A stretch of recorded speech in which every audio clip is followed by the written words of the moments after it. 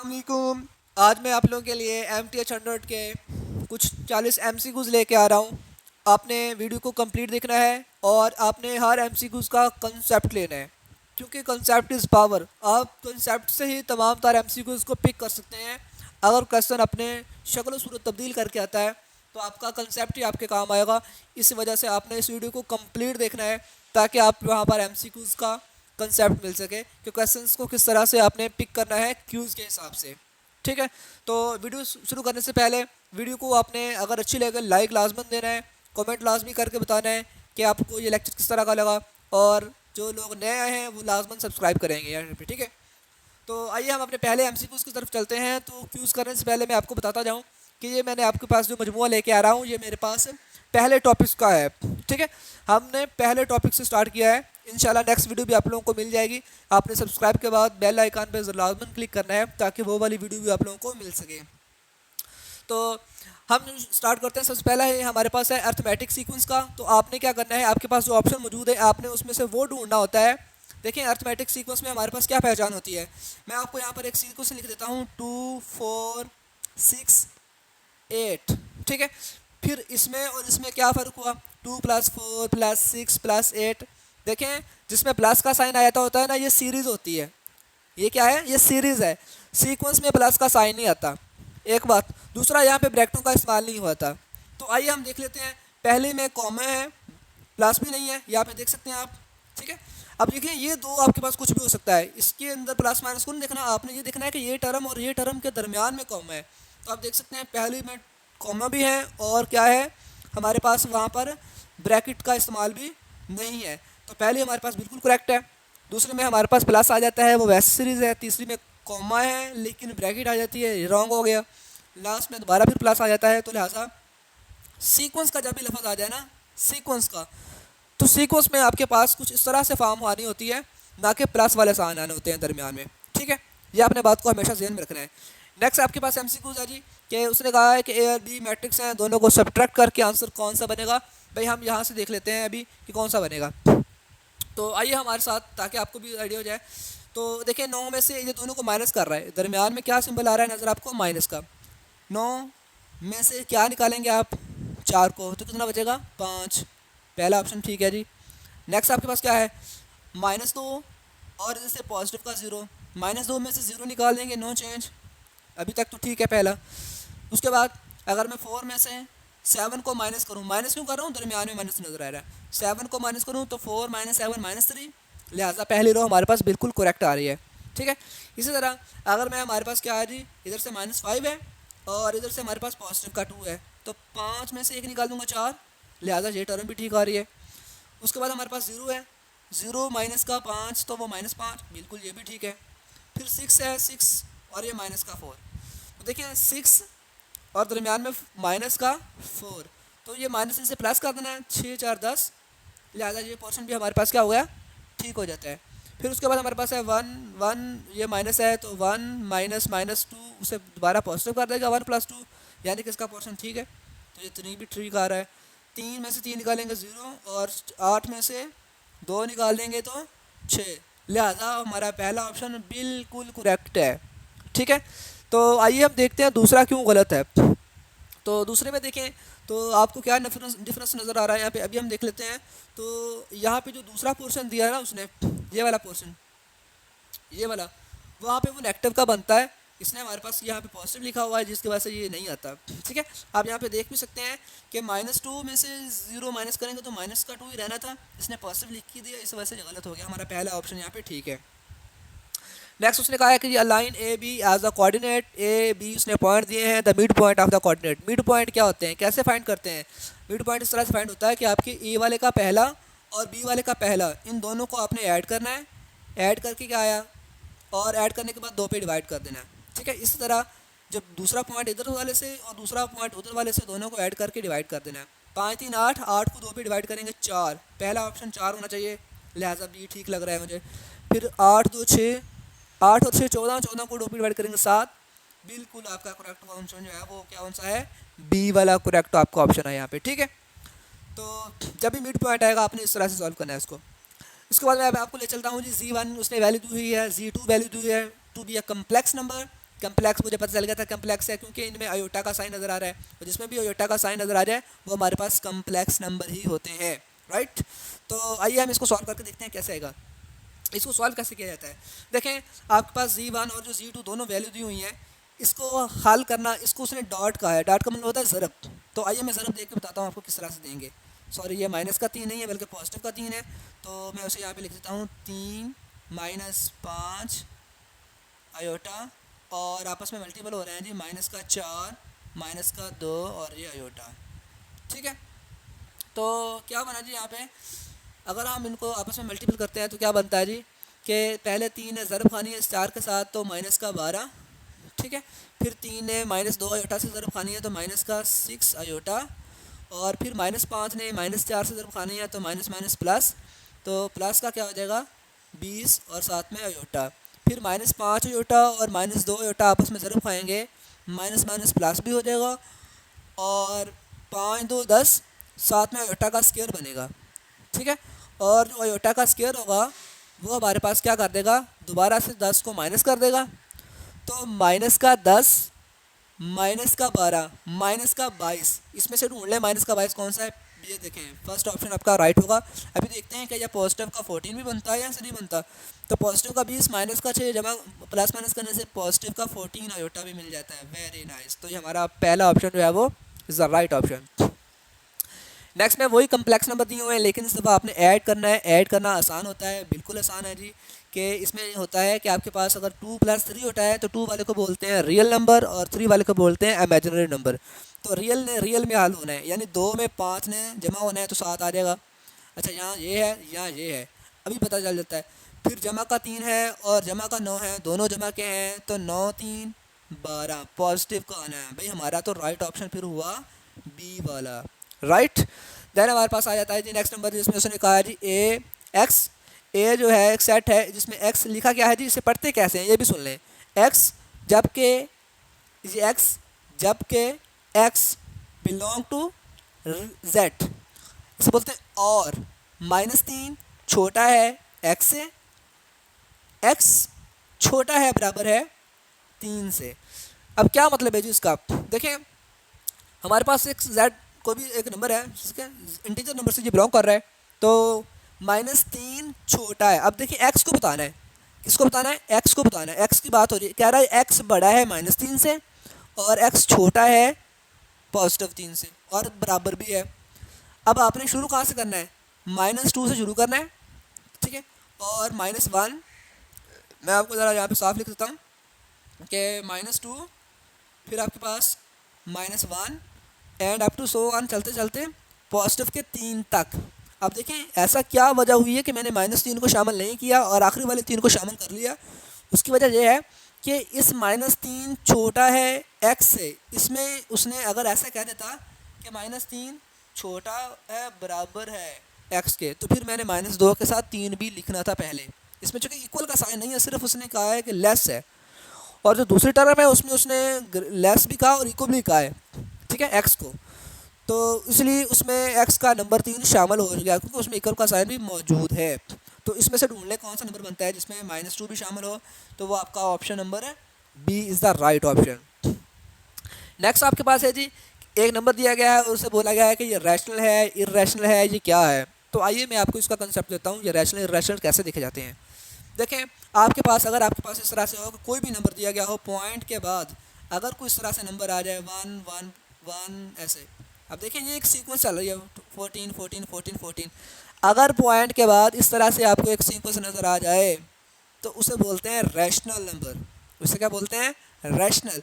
लेकिन अगर सीक्वेंस ना आए, यहाँ पे 8 आ जाता है, यहाँ पे 7 होता है, मतलब कोई सीक्वेंस ना बन रही होती, तो तब होता है वो क्या होता है, तब इर्रेशनल होता है।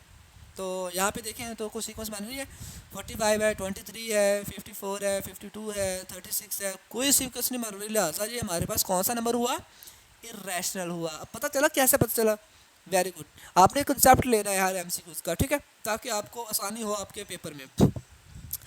नेक्स्ट में कहता है जी इसका डिटर्मिनेंट बता रहे हैं आपने, भाई बहुत ही आसान है डिटर्मिनेंट का क्वेश्चन, तो आप तो इजीली से कर सकते हैं। कैसे करेंगे आइए मैं आपको बताता हूँ कि इसका आंसर कैसे आता है।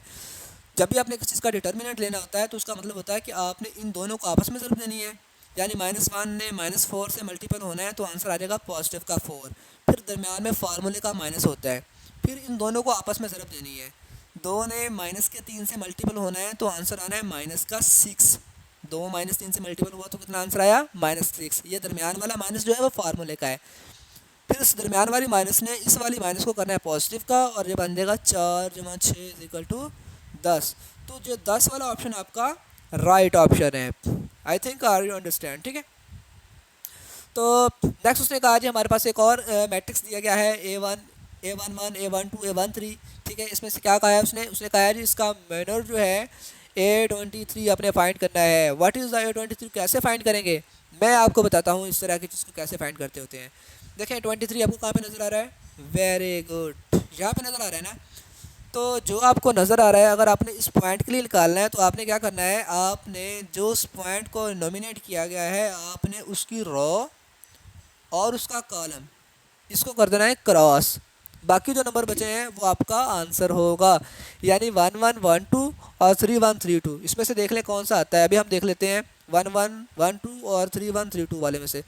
तो 1112 और 3132 जी, तो हमारे पास जो 3132 जी, तो आपका B option is the right option, ठीक है। ये वो बन रहे हैं जो मैंने क्रॉस करने के बाद जो दरमियान में बची थी ना रो हमारे पास जो बची थी, जैसा कि मैंने आपसे कहा था कि कौन कौन सी आनी है यहाँ पे, एक तो ये वाली लाइन आनी है और दूसरी ये वाली लाइन आनी है, ये आपका आंसर है, राइट। तो इस तरह से आपने निकाल लेना है उसका आंसर को, ठीक है।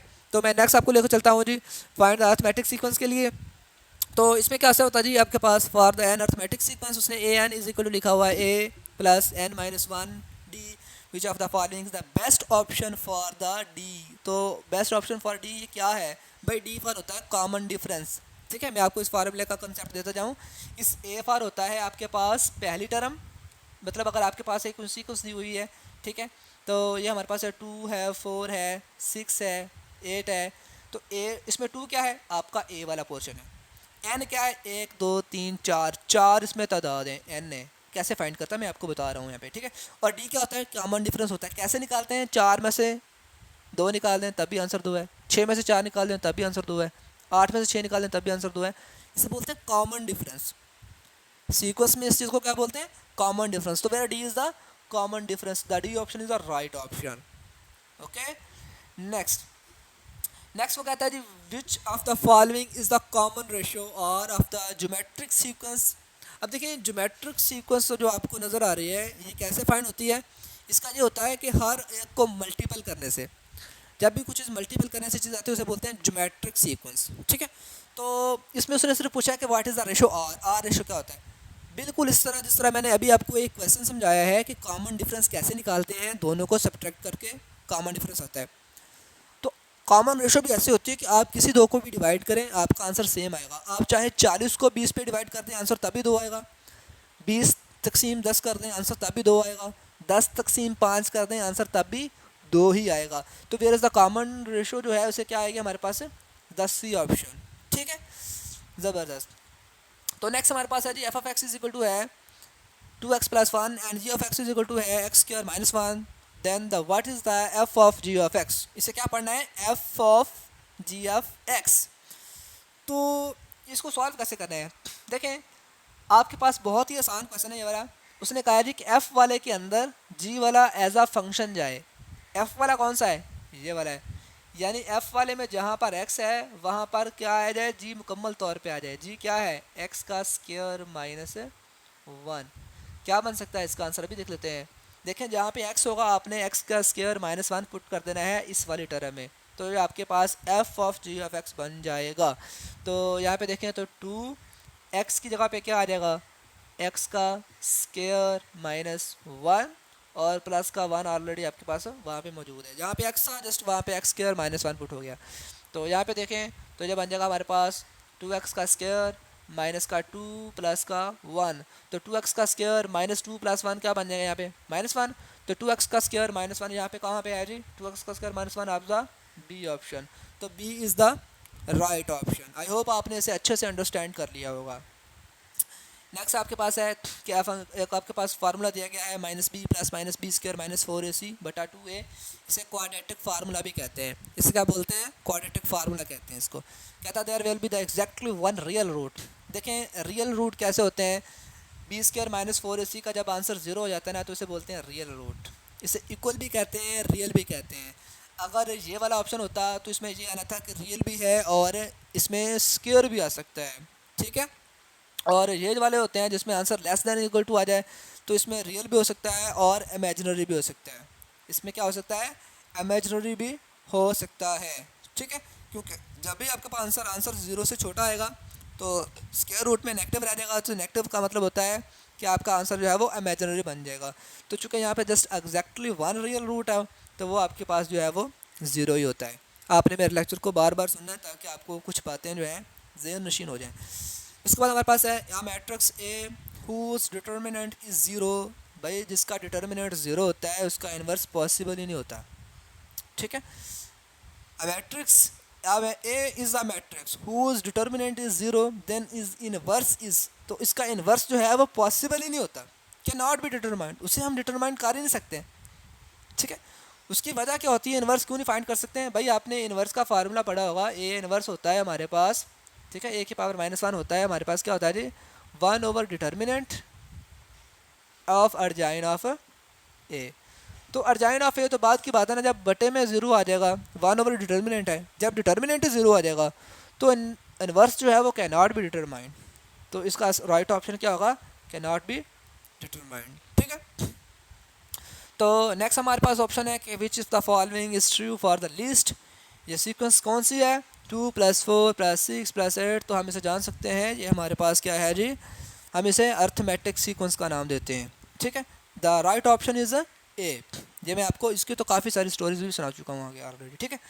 तो इसने यहाँ पे क्या है जी? अर्थमेटिक, सॉरी अर्थमेटिक सीरीज़ है, सीक्वेंस नहीं है क्योंकि उसमें प्लस आ जाते हैं, तो ये सीरीज़ है। गुड, ठीक है।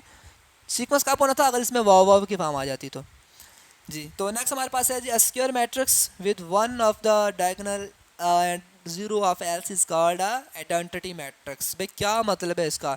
ऐसा मैट्रिक्स, अब इसमें आइडेंटिटी क्या है, डायगोनल क्या होते हैं, मैं आपको सारा कुछ बताने वाला हूँ यहाँ पे। देखो 1 0 0 0 1 0 0 0 1, ये जो लाइन आ रही है ना इसे बोलते हैं डायगोनल एंट्री, और बाकी जितने भी हैं वो है नॉन डायगोनल। कहता अगर इस तरह का कॉलम हो जाए कि जिसके डायगोनल सारे 1 हो और बाकी तमाम 0 हो तो इसे बोलते हैं आइडेंटिटी। और ये चूँकि 3/3 का है तो इसे हम I3 का नाम भी देते हैं। आपके MCQs में इस तरह से भी पूछा जा सकता है I3। अगर ये ऐसे होता कि 1 0 0 1 तो तब भी ये क्या है? डायगोनल 1 है, बाकी नॉन ज़ीरो है, तो इसे तब भी आइडेंटिटी का नाम ही देंगे, लेकिन ये I2 होगा, राइट। आपने इसका कंसेप्ट ले लेना है यहाँ से, ठीक है। कहता है if the order does not matter. Order किस में मैटर नहीं करता? सीक्वेंस है, कम्बिनेशन है, परम्यूटेशन है और सैंपल है। भाई सीक्वेंस में भी ऑर्डर मैटर नहीं करता, ठीक है। उसने कहा ऑर्डर मैटर किस में करता है, ठीक है। चलो इसमें से फिर कोई एक होगा, कम्बिनेशन, परम्यूटेशन या सैंपल। तो परम्यूटेशन में जो है ऑर्डर मैटर करेगा। उसकी वजह ये होती है कि आपने देखना होता है कि किसको कितनी दफ़ा बार रीअरेंज करके लिखा जा सकता है। तो अगर आपने जो है मैक्सिमम जो है बार बार वो करेंगे तो आपकी रेपुटेशन जो है परम्यूटेशन जो है ना वो ख़राब हो जाती है। तो ऑर्डर मैटर करता है परम्यूटेशन के अंदर, ठीक है। ये आपने जहन में रखना है। The minor of the an element of the third order determinant of the B. हाँ जी, अगर आपने थर्ड ऑर्डर डिटर्मिनेंट निकालना है तो किसको डिटरमाइन करेंगे? By obtaining the deleting the row and column. भाई अगर आपके पास थर्ड ऑर्डर मैट्रिक्स है तो आपने जब करना है डिलीट तो आपके पास डिटर्मिनेंट के लिए, जैसा कि अभी मैंने आपको बताया था कि अगर आपके पास 3 आ जाते हैं तो आपने उसमें से एक रो और मुकम्मल को छोड़ देना है, बाकी जो 2 बचते हैं 2/2 का, तो सेकंड ऑर्डर से आपने उसको सॉल्व करना होता है। अगर थर्ड है तो सॉल्व करने के लिए आपके पास है सेकंड ऑर्डर, अगर फोर्थ है तो आपको सॉल्व करने के लिए थर्ड ऑर्डर, राइट। तो नेक्स्ट आपके पास आ जाता है कि अ मैट्रिक्स दिया गया है, उसने एक मैट्रिक्स दिया है, उसने कहा है कि consider a matrix is a scalar then which the following is the dimension of the A. अगर हम उसे ऐड करना चाहते हैं तो ये किस तरह से इसको सॉल्व करेंगे, ठीक है। पहली बात तो जो है उसने ऐड का नहीं पूछा, उसने यहाँ पे ये पूछा है कि ये एक स्केलर मैट्रिक्स है, क्या था? इसकी डिमेंशन बताइएगा। डिमेंशन क्या होती है भाई, ज़रूरी है आपको समझना डिमेंशन क्या होती है। डिमेंशन हमें ये बताती है कि इस कॉलम के अंदर कितनी कितारें हैं और कितने कॉलम हैं। ठीक है, अगर मैं यहाँ पे देखूँ तो मुझे इस कॉलम के अंदर 2 रो मिल रही हैं और 3 कॉलम मिल रहे हैं।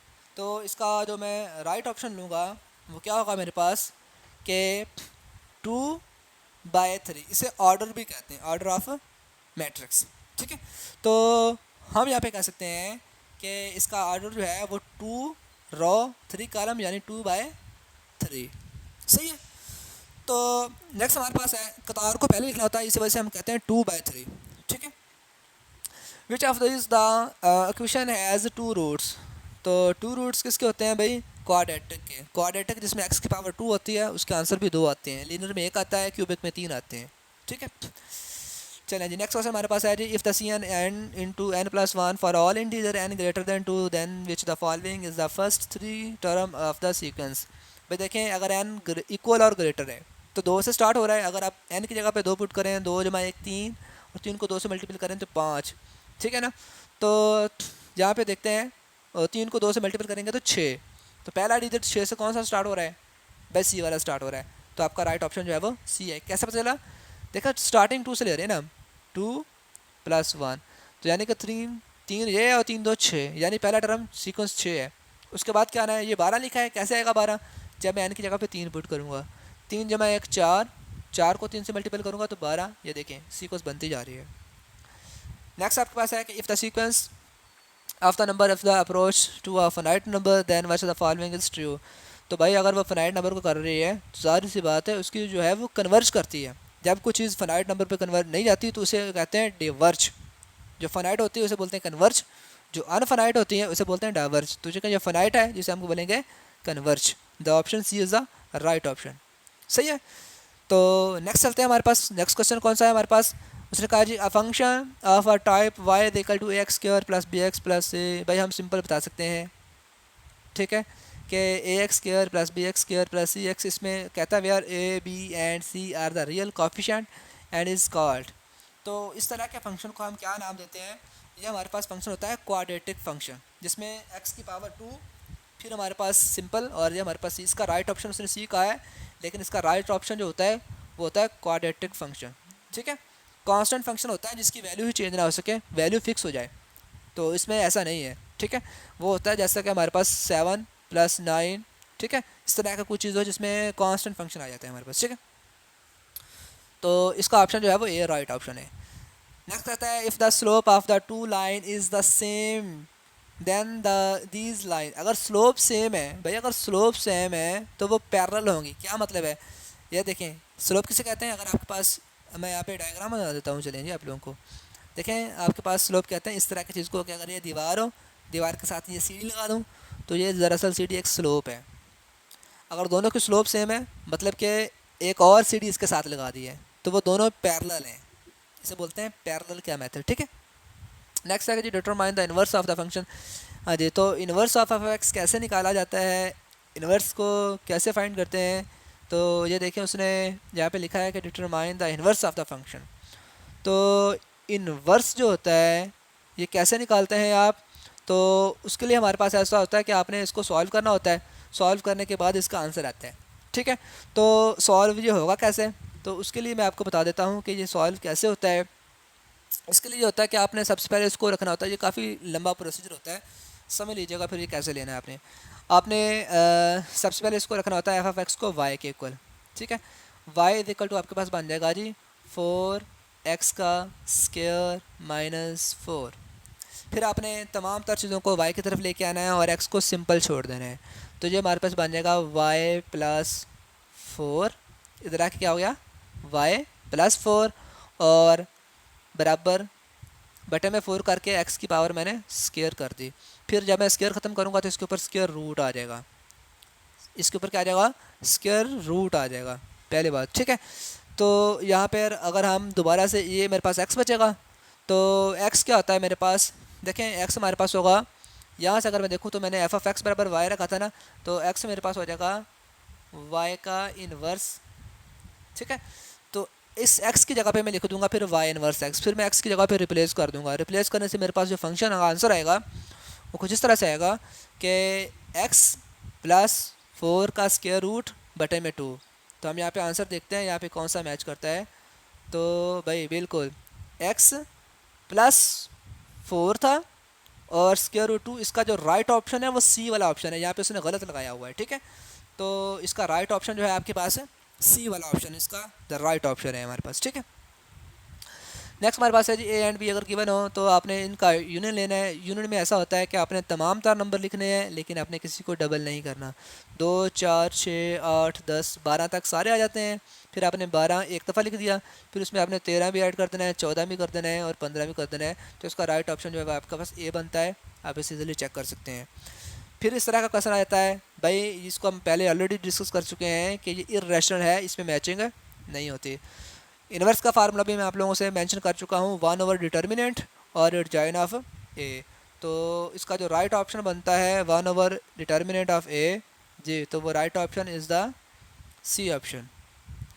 देन हमारे पास क्या आ जाता है कि which of the following identity matrix. भाई आइडेंटिटी मैट्रिक्स का कंसेप्ट में मैं आप लोगों को दे चुका हूँ कि ये इसलिए नहीं है कि इसके डायगोनल 1 होने चाहिए थे, सॉरी ये वाला डायगोनल होता है, जैसे मैंने अभी भी मेरे पास लाइन सही नहीं लग रही, ये जो 1 1 है ना, यहाँ पे बना देता हूँ, ये वाली जो लाइन होती है ना इसमें 1 1 होना ज़रूरी है आइडेंटिटी के लिए।